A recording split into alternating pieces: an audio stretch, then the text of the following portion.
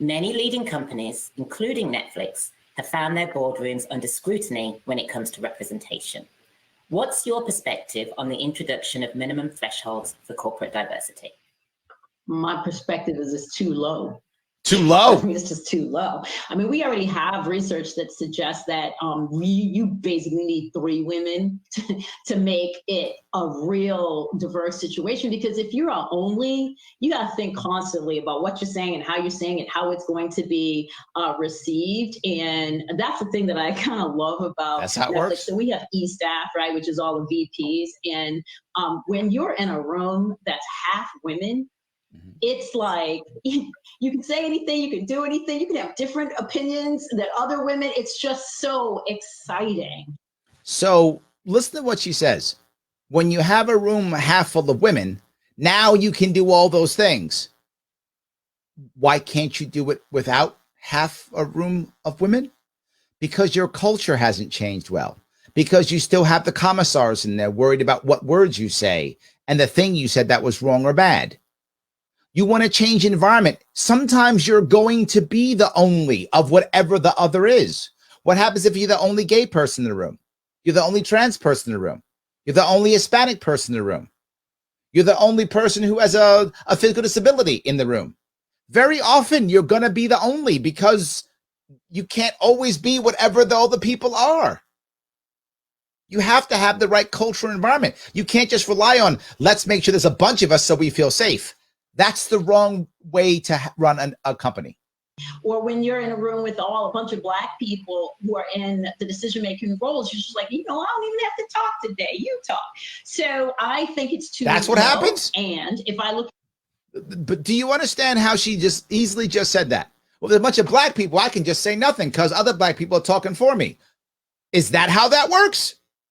I really hope that doesn't work that way. I've never thought that. Oh, there's 5 Black people in the room. I'm going to shut up because they all speak for me. This is a problem. And she shows herself as she relaxes on what she's really thinking.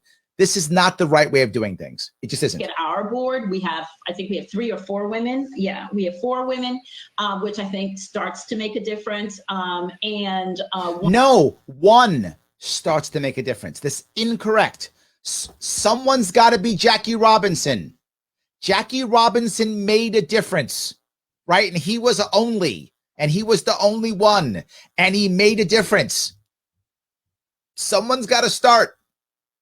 One person of color and who's Black. And so we have more work to do. Let's just be clear about that. But I think we are already above almost all of these imposed kind of requirements. And so our work is just to push beyond that and also see if we can bring some folks along with us. So I want to bring back Josh and Adi.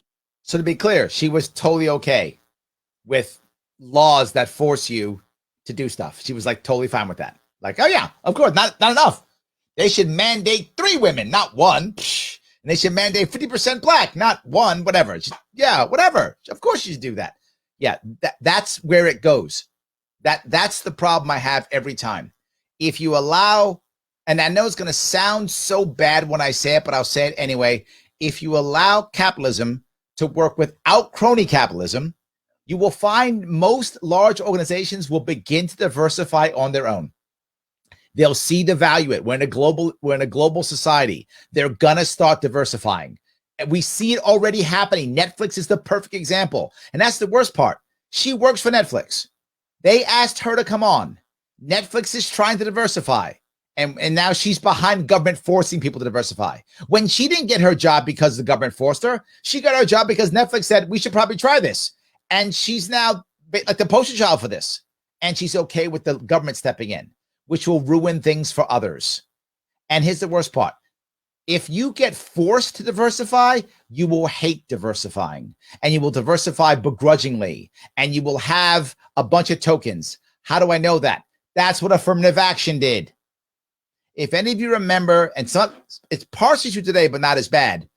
But if you look at the law firms in New York City, 80s, 90s, even today in some places, but they'd say, oh no, we have 10% of our 10% of our workforce is Black. I don't see any Black people. Where are they? Oh, they're in the mailroom. So they hire 10 Black guys for the mailroom and say, we're diverse. Why? Because it's checking a box. That's what affirmative action does. But when naturally you see the value, you do it on your own because you want to. You see value and you just do it. And that's where people grow. And from that first video, that was what that woman said, here is where I feel valued. Here is where I'm accepted. Because they hired you because they needed you, because they valued you, not because you checked a box. And now, literally, Verna, who is a D&I person, she's falling back to quotas. You got to change culture, not quotas. People have to see the value in change and then voluntarily change it. That's a saying. People hate change. That is not true. People hate being changed, but they love change. We do different things all the time because we choose to. Yes, it's a libertarian value.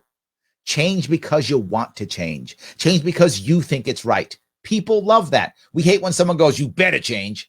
That's when we hate it. And they're literally saying it's a good idea. And they come two more people just kiss her butt all day.